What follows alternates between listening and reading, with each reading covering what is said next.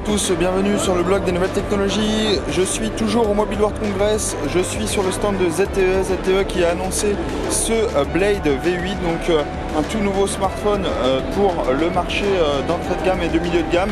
Donc on a deux versions, on a le V8 et le V8 Lite, donc une version comme son nom l'indique un peu plus petite. Donc ce V8 que vous voyez ici, il a un écran de 5 pouces d'une résolution Full HD. Il est également, c'est un écran légèrement incurvé en 2.5.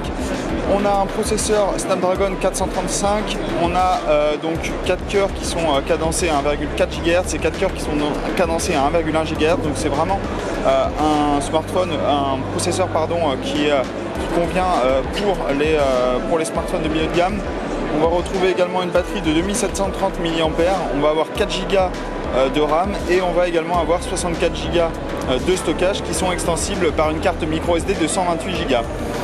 Autre caractéristique de ce smartphone, c'est la caméra. Donc on a ici donc une caméra frontale donc de 13 mégapixels qui a une ouverture de 2.2 et surtout à l'arrière on va retrouver un double capteur de 13 mégapixels plus 2 mégapixels, donc qui permet de prendre en fait des photos d'une meilleure qualité et surtout profiter des photos 3D comme on a pu le voir dans une démo un peu plus tôt. Donc ces capteurs ont une ouverture de 2 et une ouverture de 1 pour l'autre capteur. Concernant la conception, on est sur une conception plutôt standard. On est ici sur une coque en plastique. Tout à l'arrière, on a donc cet écran de verre.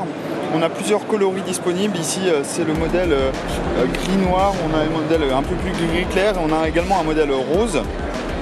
On tourne sur du Android N, mais on a la surcouche de ZTE qui apporte des fonctionnalités supplémentaires, mais surtout qui change un peu l'expérience que l'on a l'habitude de retrouver sur Android, et on se retrouve plus sur une surcouche qui ressemble un petit peu à iOS. Si on parle un petit peu du smartphone, donc là on est... Alors je vais essayer de rapprocher, voilà, donc l'éclairage n'est pas top sur le salon, mais je vais essayer de faire au mieux. Donc là on est sur la tranche supérieure, on retrouve le port jack 3.5. Sur le côté droit ici, donc vous retrouvez le bouton power et le bouton de volume. Sur le dessous, vous avez ici donc les grilles de haut-parleurs. Sous de l'alarme, vous avez le port micro USB, et ici sur le côté gauche du smartphone, vous retrouvez en fait le tiroir pour la carte micro SIM. À l'arrière, on a donc ces deux capteurs photo, le flash LED, la marque ZTE. On a également donc un design légèrement incurvé sur la coque arrière qui permet une bonne prise en main. Vous voyez, l'écran est facilement accessible en main.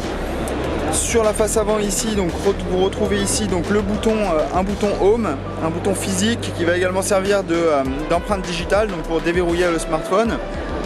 Et donc on a notre capteur ici photo en haut, et on a la grille de haut-parleur. Voilà un petit peu concernant le design du smartphone. Concernant son utilisation, eh bien, le peu que j'ai pu en prendre en main, il est réellement convaincant. En mode photo, il fait plutôt des bonnes photos. Le mode 3D, alors évidemment vous ne le verrez pas ici sur la partie photo, mais il est plutôt convaincant. Je l'ai pu tester et le rendu est plutôt bon. Donc voilà concernant ce ZTE Blade V8.